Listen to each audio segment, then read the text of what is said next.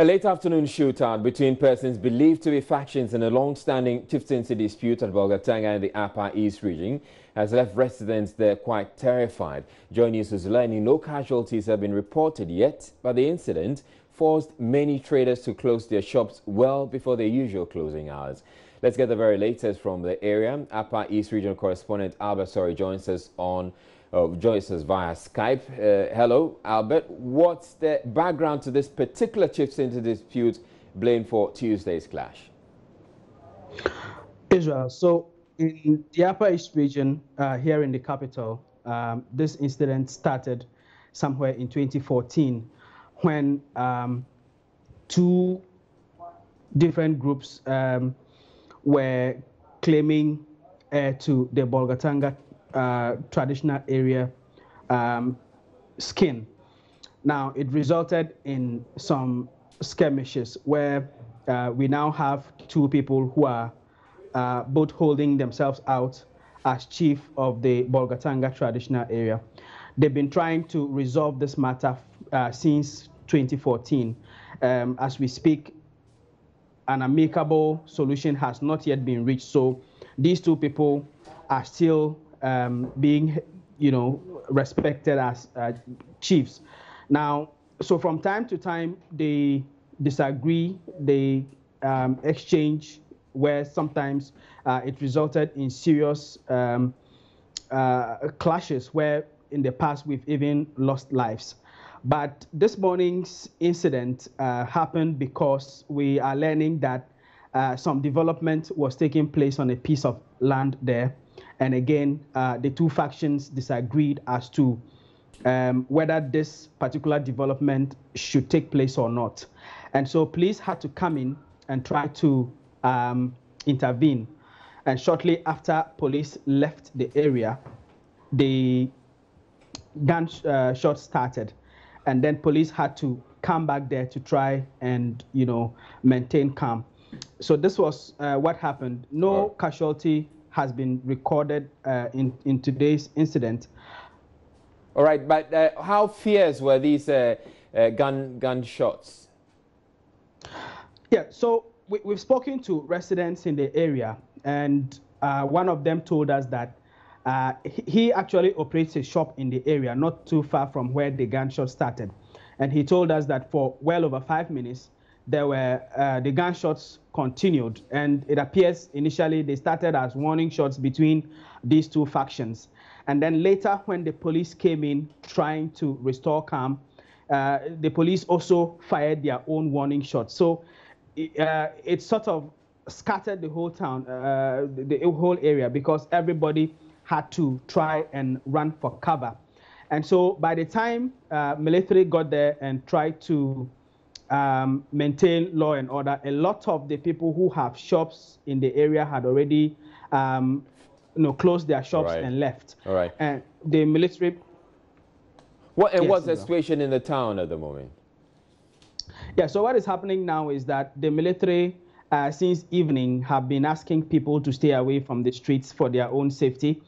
We've spoken to residents in the area as well who we can't actually get access to, so we had to call some of them on the phone. And they've told us that the military actually ordered them to stay indoors and not to come out onto the streets. So even though an official curfew hasn't been announced by the Regional Security Council, the military has ordered people who live in this area to stay indoors. Does it mean that even you, Albert, can't step out? Yes. What they have done is that they have mounted some roadblocks at junctions that lead into this area. So this evening, when I was trying to go into, I don't live there, but I try to go there and to look at what is happening there for myself.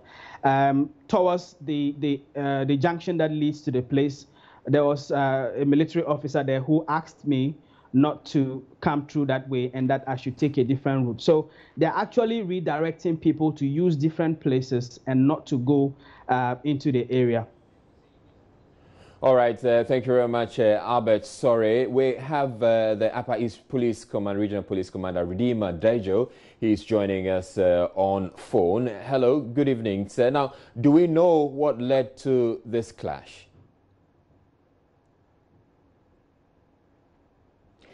Hello, sir, if you can hear me, do we know what... I can hear you. Yes, do we know what led to this clash in the town this morning? In the first instance, good evening to your show listeners. Yeah.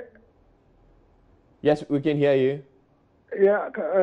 What actually happened was that yesterday in the evening, one Salif Hussein went to the police station to report that there was an encroachment on a parcel of land between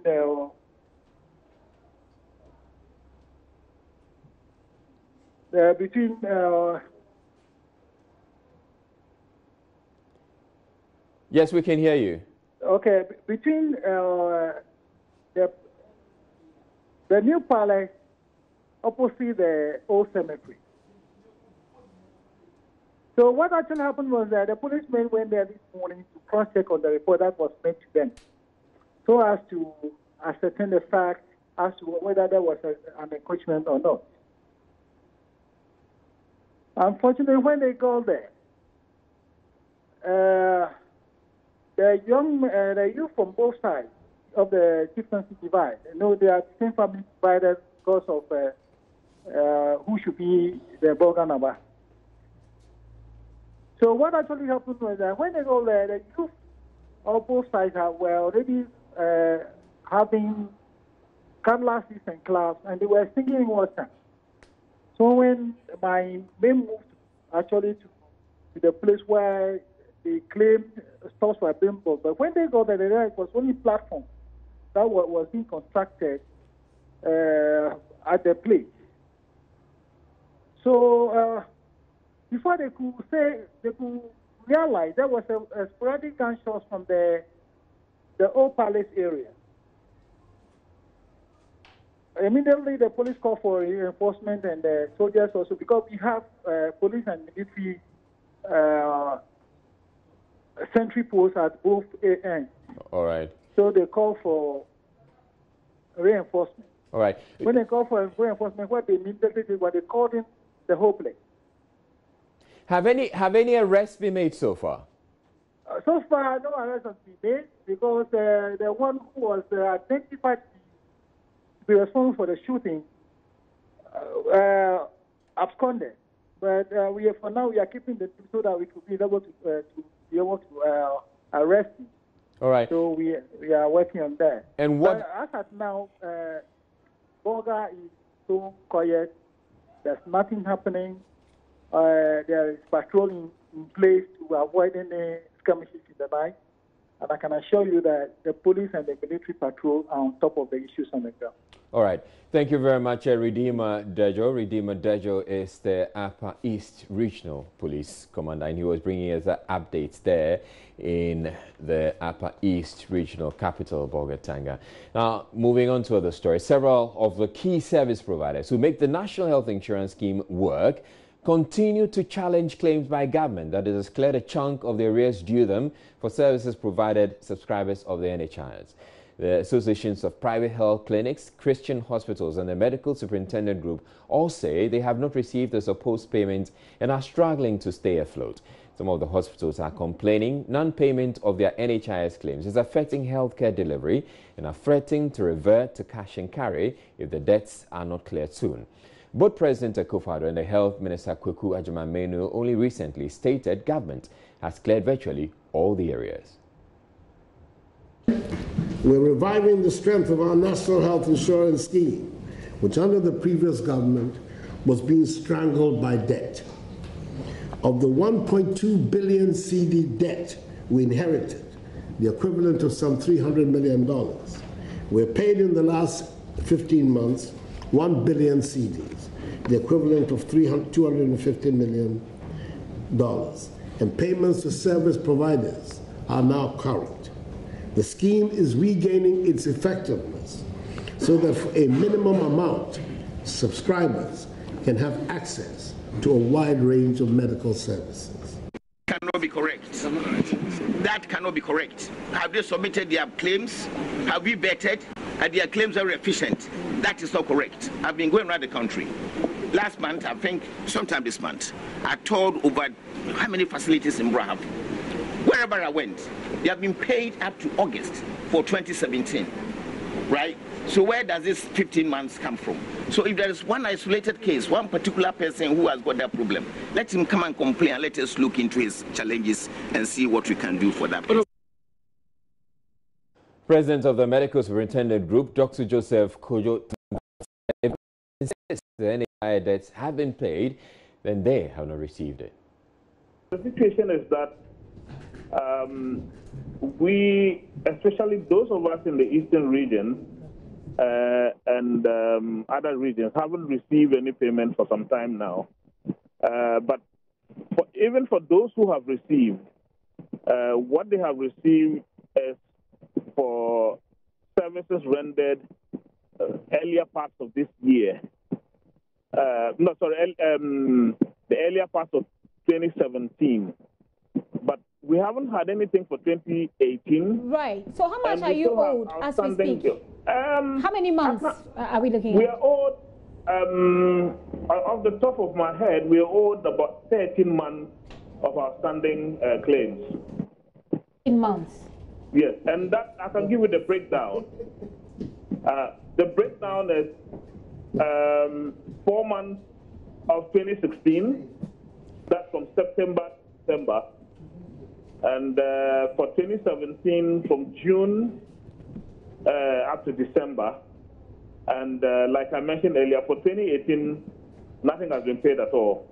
And we've just heard the president say, is it possible that the payment has been made, but that it's in the process, and that's why you've not received it? Or is it that, well, because he says he's paid 1 billion out of 1.6, that you are perhaps part? All right. What I can say is that I hope that that some money would come soon, because if the president says he's paid 1 billion, then I expect that some money would hit our account soon. Okay. But have you made checks? Let's put things in the right perspective. Please. Okay. Before the NPP government took office, we were told that the NHIS owed a total amount of 1.2 billion. Okay. Okay. I suppose it is a part of that the president has advanced money towards paying. Okay, so I think it is that 1.2 billion that they came to declared when they came in office. So what's in arrears is still outstanding. Yeah, but even what the presidency talked about hasn't hit our accounts yet. I hope that in the next few days to weeks it might hit our accounts. Well, Chief Executive Officer of the National Health Insurance Authority, Dr. Emmanuel Yao Anoin, says the authority has expended 1.6 billion Ghana cedis as payments to service providers under the National Health Insurance Scheme. Dr. Ano said health facilities that have not received payments should approach the authority before the end of May. Let us take it case by case. Somebody says, I represent this union. I am from this particular hospital. I have not been paid for 1.5 years. Let them name the hospital, and then let me interrogate it and see why he's not been paid for 1.5 years. It is not possible. It is not possible. And then because of the different areas where they submit and the lateness of their own submission, and the fact that there are other areas also that we are considering changing the formula of their payment. CHIP compounds, health centers, maternity centers, we are moving their direct payment from NHIA now to Ghana Health Service. Because there have been debates about Ghana Health Service being their parent company, more or less. They are subsidiaries of the parent company. They also not being in tune with how much we've been paying them, what they are using the IGF for. There's a whole thinking of changing that with the support of the World Bank to move that payment to Ghana Health Service. So for the whole of this year like this, we haven't paid them. All money due to be paid to CHIP compounds, health centers, maternity units is being routed through Ghana Health Service. So these changes are all going on. So when people say they've not been paid, and these claims are outstanding more than 6 months, let them give us the evidence, let us interrogate it. And if it is genuine, the money is there to pay them. That's not an issue at all. Okay, so just to be clear, out of the 1.2 billion, how much exactly has been paid and how many hospitals have then received their payments? Majority of the hospitals have received their payments. We just left with a few outstanding which were held back for 2016, from September or October up to the end. Those ones we started paying about 2 months ago. Some of them haven't received it in the next few weeks or months or so, maybe maximum within a month. All the backlog in 2016, those who haven't received, if you've not received your payment by middle of, let's say, May, you've not got payment for any money at all in 2016, you've got to approach us, because that will be cleared out of the window. So you can confirm the 1 billion has been? Definitely. We've gone beyond that. The 1 billion is more ascribed to the outstanding bill. But we're also carrying for 2017. So the amount that we paid out so far is huge. But I'm sure we're in excess of 1.6 billion, 1.5 billion, yeah. Right, so you heard the Chief Executive of the National Health Insurance Authority, Dr. Samuel Yao Ano. Now, the National Health Insurance Authority says it has paid, and meanwhile the service providers say they haven't received the monies. Now, Nathan Gaduga of My Joy Online, he's been to the National Health Insurance Authority to try and understand why we're still having these challenges. And he's joined me in the studio, and he came with a list. Good evening, Nat. So you have a list, supplied to you or given to you by the National Health Insurance Authority, trying to tell you that they have indeed paid. Can you take us through it? Yeah, so just a little background. What they actually, it was as a result of this controversy, the president is saying that such an amount has been paid, 1 billion has been paid, which the vice president also repeated saying. But the service providers were claiming that they haven't received any money at all. So as a result of this controversy, I thought it was good for us to have something of evidential value to really understand where the problem is, who is saying the truth and who is not. So this morning I went to the NHIA to find out indeed what payments they have done and to which service providers those payments have gone to. And so they provided a list which has names of some health facilities and amounts of money paid to them. Now the month is June 2017 to December 2017, and it lists a number of health facilities which have been paid an amount of money, like I said, between June 2017 and then December 2017. Out of the list are some of the health facilities, including the Trinity Community Hospital with an amount of 89,925 cedis, 51 pesos, which was paid to them in December 2017. We have a tall list of about... What is the biggest, largest amount that was paid? Looking through, a cursory look at the list indicates that the community hospital New Ashoman got 228,684 cedis. All right. Yeah. But if you put it all of this together, it doesn't come anywhere close to the 1 billion so cedis. I had cause to ask the NHIA head, and the explanation he gave me was that there are still there will be a last batch of payment to be done this week. And he also raised challenges about some of the... Okay, so hold on. Yeah. There's a last batch of payment to be done this week. The amounts that we're talking about here are nowhere near the 1 billion. What he actually said was that this is the list they are ready to give me as what they have printed out now. He said they were facing some challenges with some, so this was the list. So they couldn't give you the entire list. It was not conclusive. That's what he actually said. But his explanation was that there were some of the health providers who are having challenges in terms of even the format in which they brought their claims. He said it's always advisable to bring electronic claims, but some of them brought it in the manual form, which makes it a lot difficult having to vet and indeed work on those claims to pay them. So if there are any delays, it should be done on individual basis. You state exactly what your problem is, they look into it, they vet your claims before the payment would also Except the delays that they're talking about, for which reason the monies wouldn't have been paid, would also mean that the monies indeed have not been paid. Well, that's entirely something that I cannot speak to. What they actually said was that this is the amount they have been able to to pay as we speak right now. And they mentioned the number of challenges which I cannot independently verify. Right. I've also had cause to speak to some of the service providers to ascertain whether the payments the NHIA claims to have paid indeed they have received. Some of them have denied receiving payment of that amount. You mean some of the service providers on this list? Yeah, have no, given the, you know, it's an association which has a number of these service providers. Exactly. Some of them have confirmed receiving it, and others have not. All right. Thank you very much, Nat Gaduga, bringing us that update. Meanwhile, the minority in Parliament is disputing claims by government that the Kufuor administration inherited 1.2 billion cedis of unpaid national health insurance claims from its predecessor. It says the debt bequeathed to the NPP was just about 300 million cedis, which is the result of a long-standing funding gap at the NHIA. The minority's position challenges claims by President Kufuor, who in a speech in the UK said a chunk of the debt has been cleared. Minority Chief Whip Wuntaka Mubarak, however, says the said payments by government could not be possible since no provisions were made in the 2017 and 2018 budgets for the payment of 1 billion cedis NHIS debt. Surprising that the handlers of the Mr. President are not really telling him the truth. I don't want to believe that it's a deliberate attempt to mislead Ghanaians.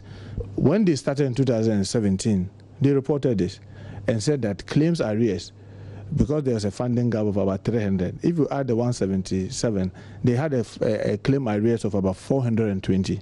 And it is there. If you go to the National Health Insurance formula, page 24, is there. That clearly says that. So for me, this is what we know. Yes, which is the figure of 425.79 million Ghana cedis. And I'm reading from the documents here. It says claims arrears from 2016. For you... this is as of December. But I remember as of December, the Minister of Finance had given them their money short 177 million. So if they give them obviously that's how it runs. You see that in subsequent year, in 2018, they were paid that money of the 177 million from the Minister of Finance. So they didn't have that. But as we speak now, 2018 formally is also here. So as far as you are concerned, as at the end of 2016, if all the outstanding monies that needed to be cleared that had been collected through the NHI levy were given to them, the debts would not be 1.2 billion. No, it will be 100 and it will be what? It will be just about 337 because that's their funding gap. That has been reported. And I'm saying that in 2018, as we said, if all their money is given them at the end of the period, there will be a funding gap of 375. It's growing. So if anybody is claiming that, oh, some debt were left, first, I want us to do intellectual thing, not to be like a rally ground and people talking and shouting. The documents are official documents to this house, and they speak to it. There was nothing like 1.2 billion outstanding that was left behind by the previous administration. That is one. Because if you say you paid 1 billion, where did you get the 1 billion to pay? From the heavens? Because the budget of 2018, 2017 do not speak to any area that have been outstanding and has been cleared. No provision had been made that, oh, there's this outstanding debt that has to be cleared of 1 billion and we have cleared it. There's nothing like that. We're taking a break here on Joy News Prime, but still ahead, trial of former top officials of the National Communications Authority and former Cocoa Board Chief Executive Dr. Stephen Opuni deferred pending determination by the Supreme Court of a related matter. Stay tuned, we'll be back with business next.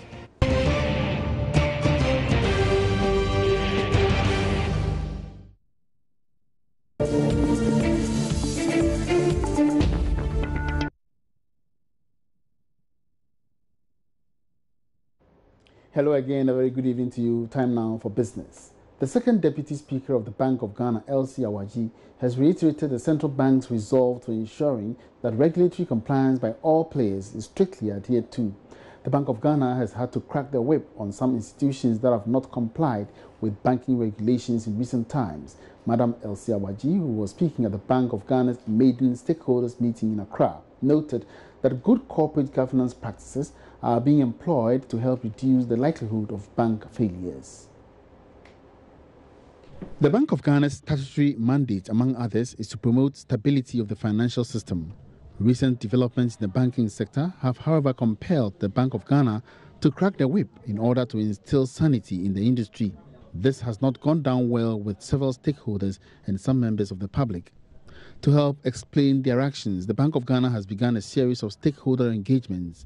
In the maiden edition, President of the Ghana Bankers Association, Alhassan Andani, identified some lapses in the banking sector, including credit administration. Contrast the kind of measures that we get from the central bank, especially the Banking Supervision Department, on what loan classification dates are. I.e. how many days outstanding a facility is still considered as current, how many days is considered as other classified, and then, of course, right down to impaired and write-downs. And on top of that list, Madam Chair, will be government and government-related exposures. And these tend to be very massive exposures. So I'd like us to raise the subject of improved credit administration in this country. That's probably one of the biggest. But all the other issues around depositors that we control, we literally go to negotiate with our depositors, and their interest is always paramount. But when you've made loans and advances and they're out of your door, your control of those essential assets literally lost until it comes back. The second Deputy Governor of the Bank of Ghana, Elsie Awaji, explained the need for the central bank to ensure an appropriate capital adequacy ratio and a minimum capital requirement. She noted these are necessary requirements to maintain appropriate balance sheet for universal banks.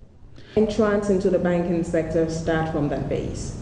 On an ongoing basis, banks that are in existence, we want to make sure that they recalibrate their capital so that at least they have that barest minimum.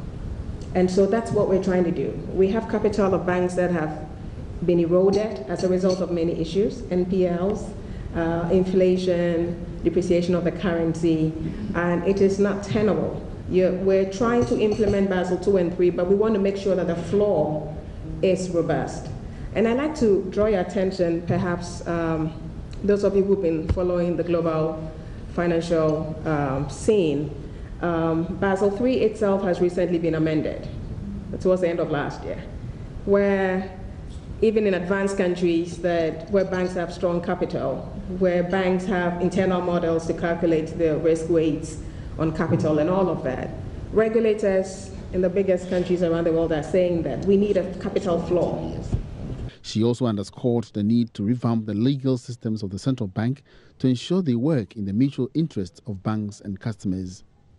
The maiden edition of the Stakeholders Forum brought together some banking gurus, business associations, and civil society organization representatives. Now, shareholders of Ecobank Transnational Incorporated ETI in Ghana and other parts of Africa would not enjoy dividends for this year. This is the third year running that the bank has not declared dividends. While the previous year might have been as a result of not so good profits, reasons for this year differ. George Wiafe is currently in Lomé, Togo, attending the annual general meeting for Joy Business, and has come through with this report. According to the board chairman, the decision not to declare dividend is critical to ensure that they can indeed plow the profit into the business to meet some regulatory requirements in the various markets that they operate. However, this didn't go down well with some shareholders who insist that the bank should look at a way to meet them halfway through in terms of the dividend payment. Managing Director of the bank, Ade Adeyemi, said that they've come very far in cleaning up their books and putting the bank on a strong footing. The meeting brought together shareholders from other countries in West Africa, including Ghana and even others in other regions in the world. From Lomé, Togo, this is George Wiafe reporting for Joy Business. And back here in Ghana, microfinance institutions are appealing to the Bank of Ghana to review the deadline for meeting the capital requirements. 2 million Ghana cedi minimum capital requirement was set by the central bank as part of measures to strengthen the microfinance sector. Several microfinance companies have collapsed recently, while many others are struggling to stand on their feet. With just 2 months to the deadline, Joy Business gathers only 30 firms have met the target out of the about 300 recognized by the central bank. President of the Ghana Microfinance Institutions Network, Yao Jamefi, says they are seeking audience with officials at the central bank to reconsider the target. By our checks, most of them haven't gotten there yet. But we anticipate that we've done some initial discussions with the central bank, and we are hoping we'll have a good result from them. As we speak, we've requested for a meeting to meet the governor. We do hope they will accept some of the proposals we are putting across. We are looking at the lower level. Why can't we look at efficiency and then guide them to do the proper work? Mr. Jamefi spoke to Joy Business at the 2018 Financial Inclusion Summit organized by the Microfinance Association in partnership with the Financial Inclusion Advocacy Center. Head of the Development Finance Unit at the Ministry of Finance, Godwin Anku, explained measures being taken by government to achieve its financial inclusion agenda. Using digitization as a driver of financial inclusion and as a way of facilitating payments and as a way to promote transparency and accountability within the system. So that is also going to happen. And then, like I said, there are a number of other initiatives that we'll be doing under consumer protection. And then you all agree with me that when you're doing these things, those who are going to patronize the service also need to be enlightened. So we're going to do a massive financial awareness creation events and activities so as to make our consumers of financial services and products understand what exactly they are consuming. The two-day summit is bringing together regulators, policymakers, fintech companies, fund managers, investors, and practitioners.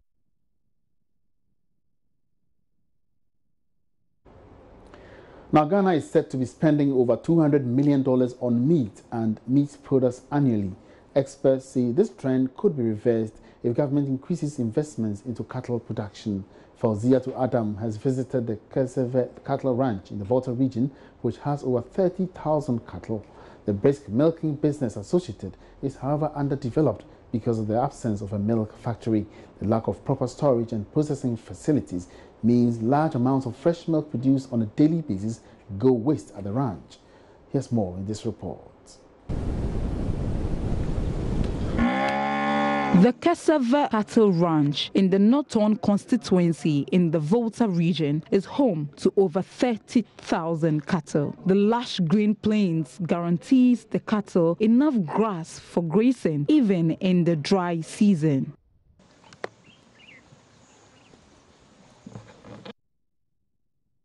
Here, caretakers are serious about vaccinating the animals to keep the animals healthy, free from disease outbreaks, and ultimately to reap from their investment. A cattle like this could go for as much as 1,200 Ghana cedis. And right here, cattle rearing is a very big business. It's a very good business to rear animal. People from Ashama, Kofodia, and things. And at times we catch it from here to Japan for Turaku to sell. When the rainy season begins, the cattle get fresh grass to graze and enough water to drink. However, carting the cattle for sale is difficult because of the poor nature of the road. The challenge we are facing is how the road to the villages become a problem. Because if it rain, car cannot come here. And then if you want to sell animal, you suffer before move it to the town and sell. There's a main business, the milk, the things, people come for it. But during rainy season, car cannot come. The young herdsmen are not paid with cash. They milk the cows and sell them for profit.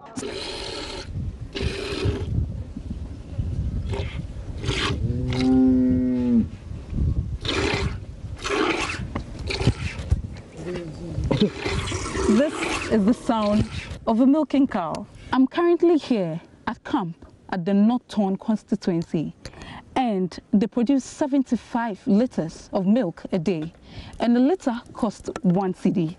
Sadly, during rainy season, the herdsmen are unable to sell the milk, also because of the poor nature of the road. After milking the cows and using some domestically, the rest go bad. Zachary is not happy with the current situation and wants a milk company established in the North Torn constituency. Here we go, there's no any company, any individual business can say maybe produces milk than things we take my business. And then we are ready to help if any company come. They will get the milk any quantity they want for it to open some factory or any business for here so that the youth of Northtown will get business or get job to do. Statistics from the Ministry of Agriculture shows that in 2014, Ghana spent $200 million on meat and meat products. Food and Agriculture Organization estimates that the expanding market for cow milk will be worth $400 million by 2019. But Ghana continues to untap this business potential. Government could partner the ranch and implement a milk factory under the One District, One Factory program and provide jobs to the youth of North Torn. Fauzia to Adam, Joy Business. And that's all in business tonight. Many thanks for watching. Israel returns with more news. Have a good evening.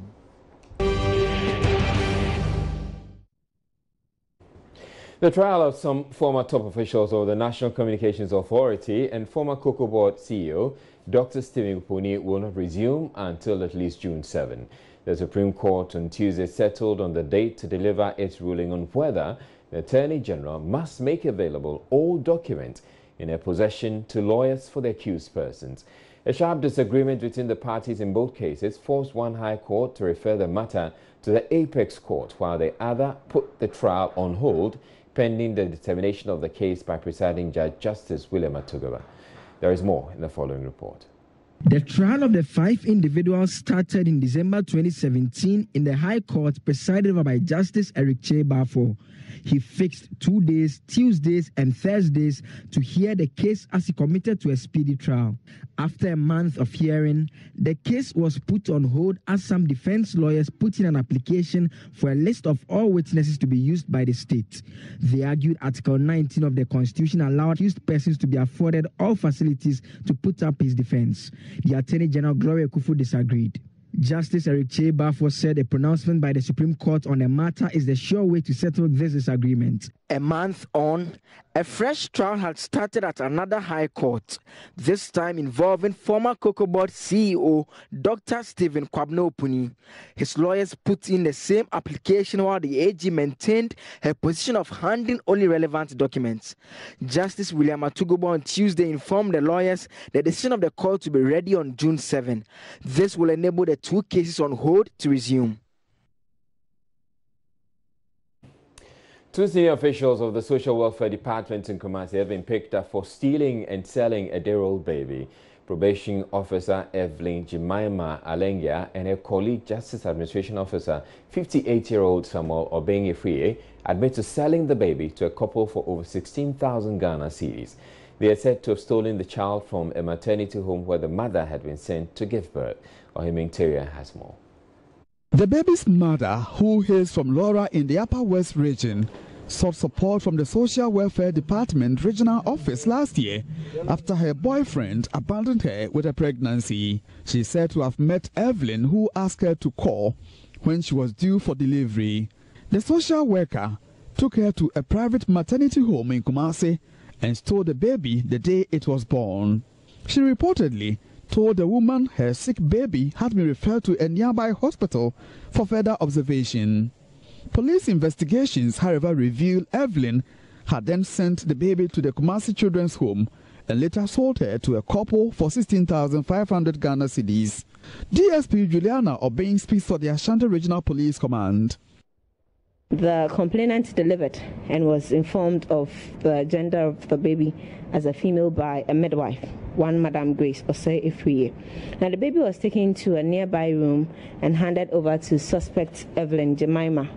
And then few minutes later, Evelyn came back, approached the complainant in the labor ward and told her that her newly born baby had some rashes around her neck and had taken the baby to a hospital for treatment, which hospital the complainant wasn't told. And so Evelyn, after informing the biological mother, hurriedly sent the baby, who was not sick and had no rashes after all, to the Kumasi Children's Home and admitted her there without the knowledge of the biological mother. She went to the labor ward and informed the mother of the baby that the baby had passed on when she was still alive. The body of baby was not shown to complainant, neither did she know how her baby was buried. On the same day, Evelyn took the complainant to her house at Tiwobaby at Kenya in the Ashanti region to stay with her in order to cover up her diabolical deeds. The mother of the stolen baby spent 2 months with Evelyn, after which she left and then had to go back to the streets to do her normal work. On the 3rd of February 2018, Evelyn gave the baby to an applicant. That's the applicant who had applied through social welfare. That's a couple, and who had gone through the adoption process for a child through social welfare department. Now, suspect Evelyn charged the couple an amount of 16,500 Ghana cedis for the adoption process. Unknown to the couple, the baby was a stolen one. The narration which I have already given. Now, the amount being proceeds from the sale of the stolen baby was shared between Evelyn and then Mr. Samuel Obing Efriye, all officers of the Social Welfare Department here in Kumasi. Police have so far questioned managers of the private maternity home as they process the suspects for court. Regional Public Relations Officer DSP Juliana Obing tells Joy News police have taken custody of the baby after admitting the 2 suspects to bail. As we speak, baby is in good condition. Baby has been taken to a home so that she could be taken care of whilst the investigation and then court proceedings also go on. I guess that after that the court should be able to tell us what decision they would take and then would follow suit from there. Joy News checks at the regional office of the Social Welfare Department, however, revealed the 2 suspects are still at post. From Kumasi for Joy News, Ohimenteria reporting.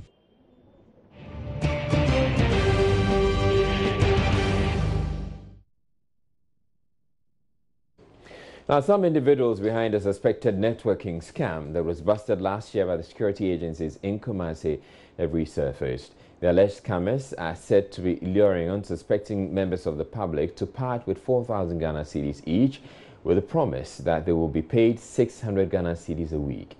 Leaders of the group claim to sell pendants with magical healing properties.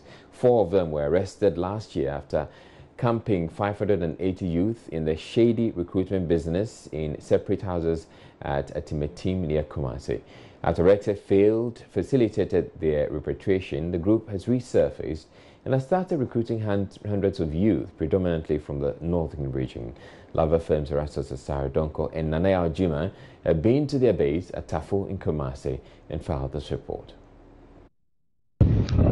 To access the operation point unnoticed, I had to join a facilitator on motorbike to see one Lazarus, who is supposed to introduce me to the business. The man in his mid-20s had traveled from Tamale to Kumasi to recruit people to register under him, having been enrolled and trained in Ivory Coast. Sporting in short-sleeved shirt over a pair of jeans trousers, he meets us in front of the house and ushers us in. Young people in their numbers sit in groups discussing business opportunities with prospective recruits. After minutes of waiting in the lobby, I am led into the main building where many in several rooms sit through a presentation by somebody they call a leader. In one of the rooms, I find 6 people said to belong to the organization. My source and 2 others, one of them from Obuasi, add to the numbers. In a few minutes, a young man who introduced himself as Eric from the Volta region came in and started explaining to us the network marketing system. After about 20 minutes, he zoomed in into the operations of the company. He explained they sell products ranging from chains of unspecified metal they call chip pendant, watches, education materials, biodiscs, and other products they claim have medicinal properties. According to him, these products draw their potency from mercury in materials they used in making the products. Eric enumerates some diseases the product supposedly cures.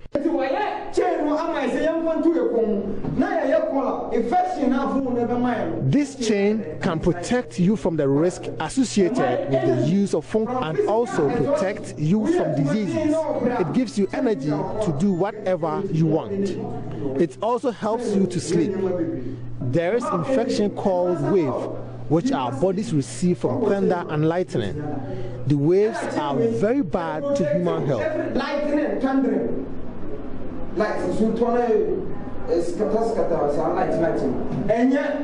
To join the group, one has to buy products worth between 3,000 cedis and $1 million. Newly registered members then go out to get 2 others to register and further help them to bring on board 2 other people. We feigned interest, which he promised huge sums of money if we get more clients into what he says is genuine business.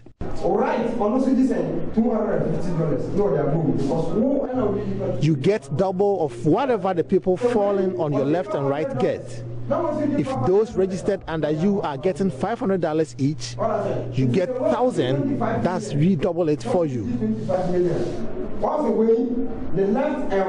After the session, Lazarus further persuades us to enroll, using his earnings and that of others as bait. I can say I'm okay because you know that I want to be like the way my top leaders are. Even today, as his eye is here, but he's not here. He's in Malaysia now. It's yesterday that he took him. Our source, who wants to remain anonymous, says he was nearly scammed by this same chain after they deceived him into traveling to Ivory Coast.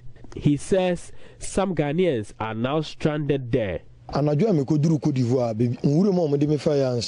told me President Akufo-Addo and former UN Secretary General Kofi Annan are connected to this. From that, I realized it was a scam. The house has over 300 Ghanaians. They had only 2 buckets for bathing. They want to come home, but they cannot afford transportation costs. Some of them are sick. Nana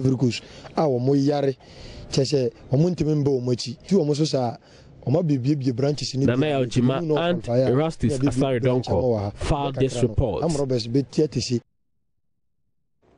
Now, bright sunny Tuesday afternoon in Accra at the prestigious Golden Tulip Hotel. Tourists have gathered at the swimming pool cooling off. Events and conferences are taking place and hotel rooms fully booked and occupied. Suddenly, armed men stormed the hotel, take several people hostage, and demand an end to a major government program. A joint police and military team stormed the facility and tried to neutralize the attack. Well, though this actually happened, it was a scenario for a simulation exercise carried out by the police this afternoon to test the country's readiness to counter a terrorist attack. Komla Dome was there for Joy News.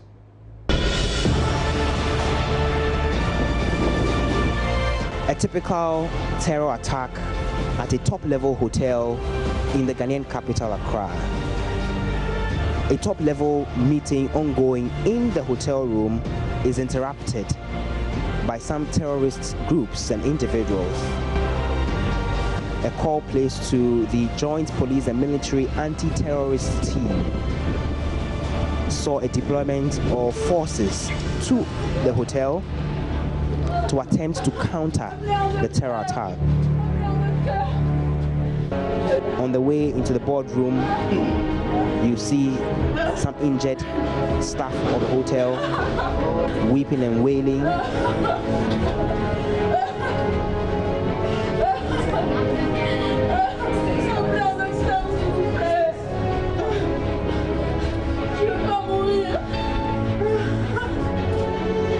The rest of the team proceed to the boardroom and repel or quell the attack.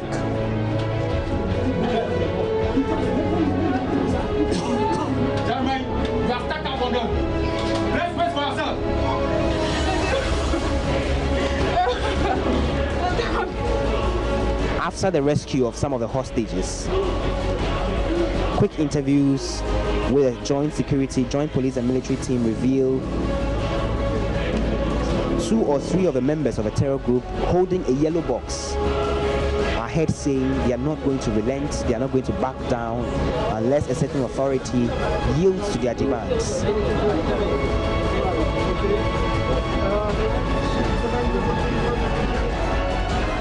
According to the team lead, response time, alertness, and desire of the team was commendable.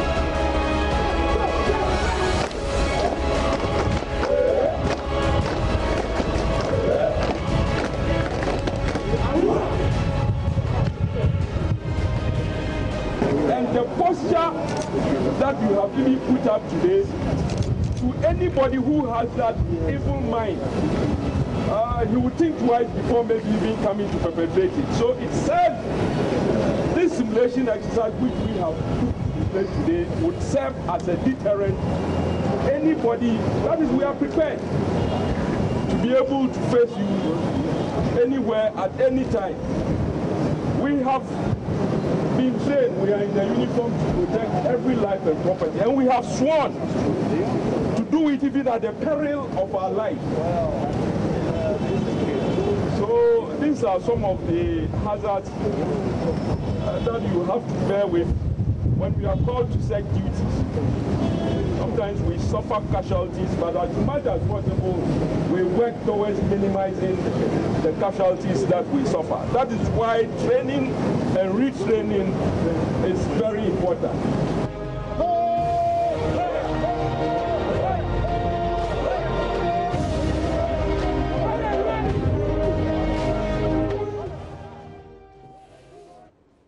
Meanwhile, the executive director of the West Africa Network for Peace Building, WANEP, says that security systems in Ghana should carry out frequent terror attack response simulations. Chukwu Emeka Eze says in a region vulnerable to terror attacks, such activities can go a long way to prepare the security personnel to handle the real deal if it occurs. He spoke earlier on the Pulse.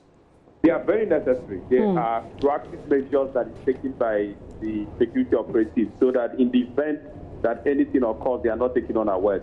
I think it is very much in order.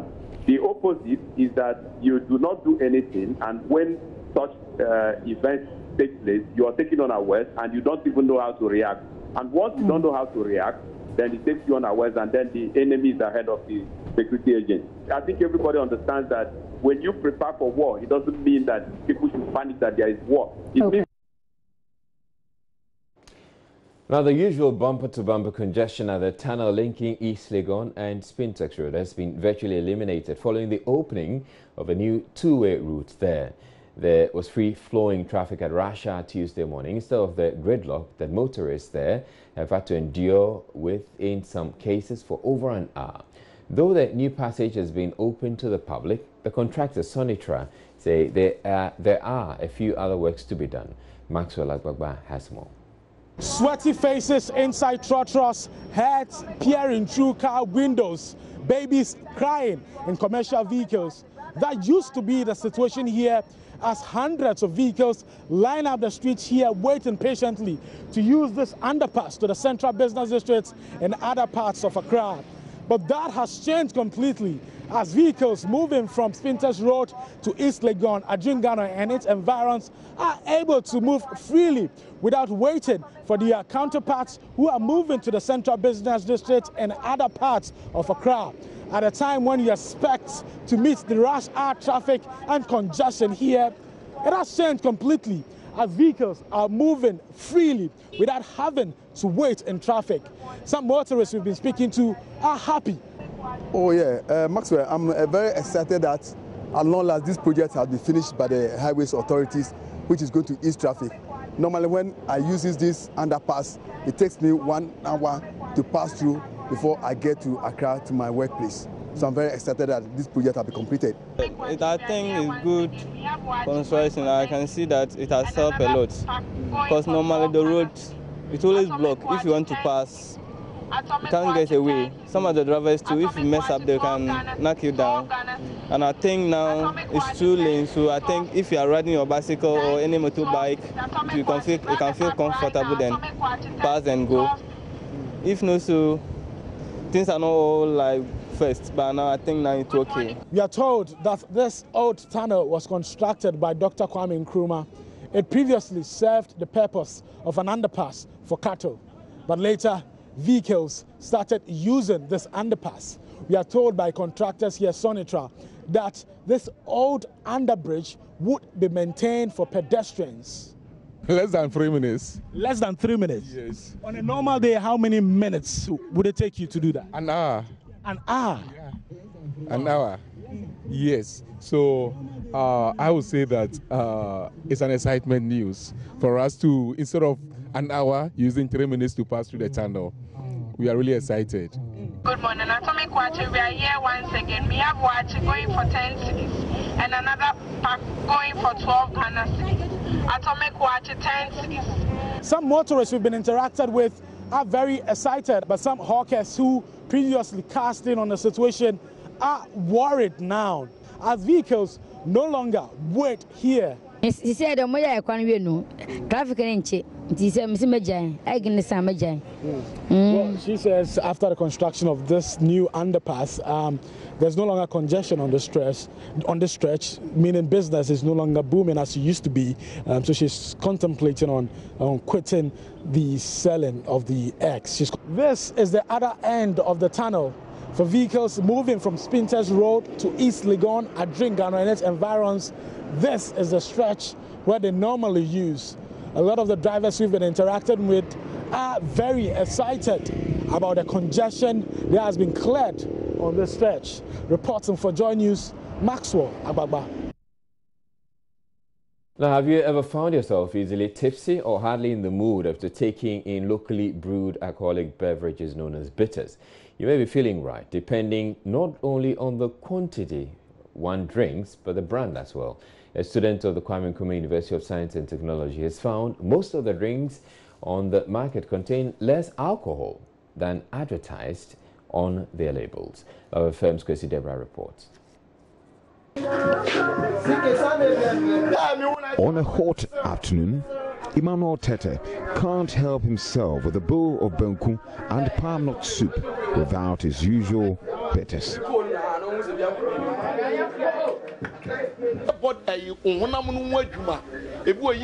Our forefathers used bitters to treat many medical conditions. I like bitters because it raises the body of phlegm. The herb component helps in longevity and makes me strong. Though he takes bitters for medicinal purposes, the alcohol can't be ruled out. Here we leave you like after a hard day's work. Sometimes he has problems with the amount of the substance in the drink. Bitters bitters be now it's like who expect to say. Sometimes you drink some bitters and reach your limit. You drink others expecting to get tipsy, but after 4 or 5 toasts, you still don't feel you have reached your limit. Akwasi Boateng, a final year chemistry student of the Kwame Nkrumah University of Science and Technology, undertook analysis of 20 brands of bitters on the market and found more than half of them have alcoholic content below what brewers advertise. 15% of the products were also found to have higher levels of alcohol than they portray. Only one brand matched both in actual content and label. Mr. Boateng's thesis, supervised by Professor Ray Vorbolo, sought to establish alcohol content in bitters. That a person will buy more than what he's supposed to buy. Because, for instance, the person can take 40 and it's okay. But hereby the case that after the analysis, I find out that it was 12. So it means that the person will buy more than what he's supposed to buy. So in terms of cost and everything, it will affect the individual. Reporting for Joy News, Kwesi Debra. In a related development, Joy News is learning drinking sports and marijuana bases in the Ashanti region are making available very high doses of the narcotic painkiller tramadol to their patrons and encouraging the use of the drug whilst at it. Two users who have become hooked on the drug say the shop owners where they buy say they get their supplies from drug peddlers who bring them in from neighboring countries. They tell Love News' Erastus Sasaredonko they use the tramadol along with other substances to produce concoctions to boost their energy. There's more in this report.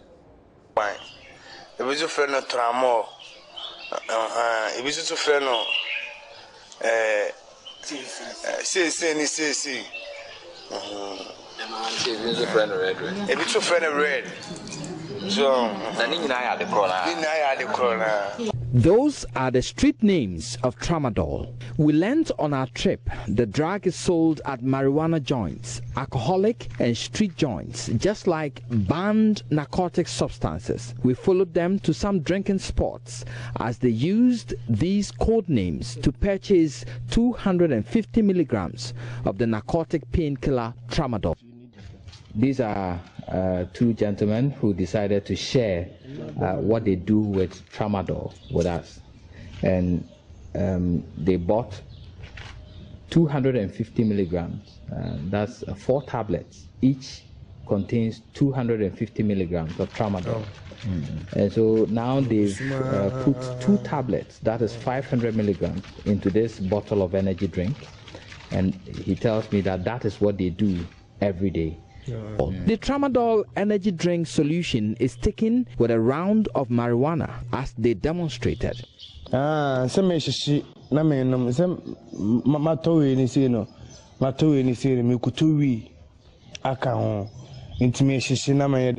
drink this with a round of marijuana. I drink slowly whilst smoking the weed. I get high after that.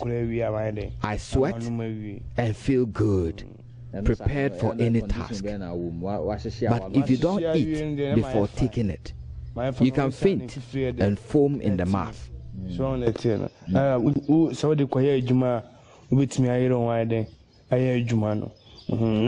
He told me the market even has 300 milligrams of the drug sold by drug peddlers and at wee bases across the Ashanti region.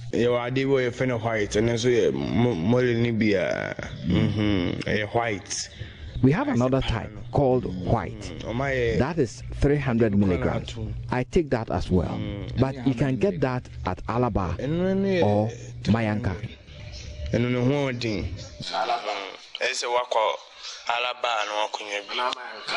Reporting for Joy News, Erastus Asaredonko, Kumasi.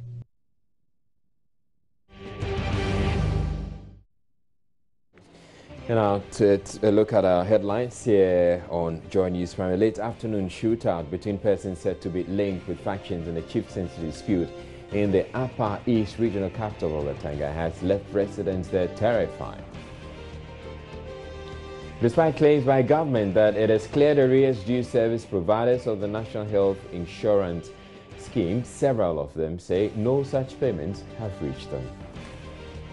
The minority in Parliament is meanwhile disputing government claims that it inherited 1.2 billion cedis of unpaid NHIS claims from the erstwhile John Mahama administration. Trial of former top officials of the National Communications Authority and former Kokobo Chief Executive, Dr. Stephen Opuni, deferred pending determination of the Supreme Court ruling on a related matter. In business, Second Deputy Bank of Ghana Governor explains regulatory decisions taken to address recent development in banking sector and cautions culture of leniency that once prevailed will not be countenanced.